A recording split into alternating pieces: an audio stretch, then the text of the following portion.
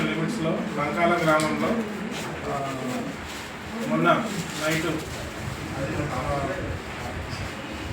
Murder జరిగింది. దానికి సంబంధించి క్రైమ్ నెంబర్ 30/25 ఈ కేసులో కంప్లైంట్ వచ్చేసి దుప్పాలి పద్మమ్మ, వైఫ్ ఆఫ్ నర్సింహులు, 43 సంవత్సరాలు, బై క్యాస్ట్ బోయ, రాజపల్లి. ఈమె మృతుని యొక్క అంటే ఎవరైతే చనిపోయిన పర్సన్ ఉన్నారో వాళ్ళ యొక్క అక్క, ఆమె యొక్క కంప్లైంట్ మేరకు కేసు రిజిస్టర్ చేయడం జరిగింది. దీంట్లో చనిపోయినటువంటి పర్సన్ వచ్చేసి పాలెం అంజన్న, ఆయన వయసు 41 సంవత్సరాలు ఉంటాయి, బై క్యాస్ట్ బోయ.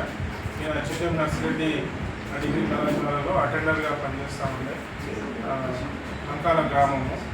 అయితే ఇందులో అక్యూడ్ వచ్చేసి మృతుని యొక్క భార్య, ఆమె పేరు వచ్చేసి పాలెం రంగమ్మ, వైఫ్ ఆఫ్ అంజన్న, 35 సంవత్సరాలు, కూలి పని చేస్తూ ఉంటుంది లంకాల. ఇద్దరి మధ్య భార్యాభర్తల మధ్య వాళ్ళకి పెళ్ళయి ఒక 18 సంవత్సరాల పెళ్ళయింది. 2 పిల్లలు ఉన్నారు. ఒక పాప 10th క్లాస్ చదువుతుంది, ఒక బాబు 8th క్లాస్ చదువుతూ ఉన్నారు.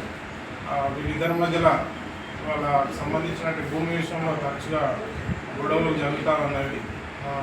వాళ్ళ అంజన్న పేరు మీద 6 ఎకరాల పొలం ఉన్నది. 6 ఎకరాల పొలంలో వాళ్ళ పాలలకు 5 ఎకరాల భూమిని ఒక వారం రోజుల క్రితము రిజిస్ట్రేషన్ అంటే ఫ్యామిలీలో పార్టీషన్లో భాగంగా 5 ఎకరాల భూమిని రిజిస్ట్రేషన్ చేయడం జరిగింది. ఒక 2 లక్షల రూపాయలు తీసుకొని వాటికి సంబంధించిన డబ్బులు కానీ, అదేవిధంగా ఈ రంగమ్మ తన పేరు మీద కూడా భూమి రిజిస్ట్రేషన్ చేయాలని చెప్పేసి చాలా రోజుల నుంచి గొడవ పడుతూ ఉంది.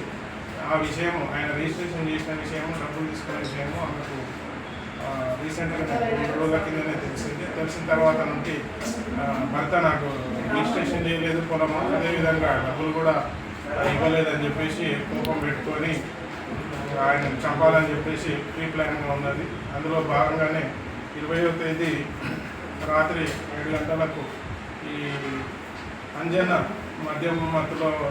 మద్యం తాగేసి వచ్చినది చూసి 7 గంటల టైంలో ఆయనతో గొడవ పెట్టుకున్నది. ఆ తర్వాత ఆయన మద్యం మత్తులో పడుకున్న తర్వాత రాత్రి పిల్లలు అతను పడుకున్న తర్వాత ఈ యొక్క అంజన్నను 10 గంటల తర్వాత రాత్రి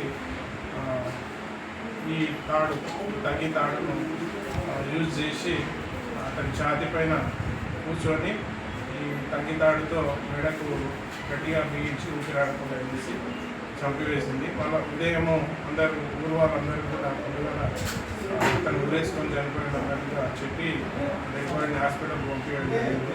అక్కడ మనకి ఇన్ఫర్మేషన్ తోటి మన హాస్పిటల్కి వెళ్ళి డెడ్ బాడీని అబ్జర్వ్ చేసిన తర్వాత వాళ్ళ వచ్చిన తర్వాత ఈ విషయాన్ని నిజమే చంపిందని చెప్పేసి ఆ పిల్లల ద్వారా, తర్వాత వాళ్ళ అక్క కంప్లైంట్ ద్వారా నిర్ధారణ ఇచ్చి మనం మదర్ కేసు రిజిస్టర్ చేసి ఈరోజు ఆమెను జ్యుడిషియల్ రిమాండ్కు పంపించడం జరిగింది.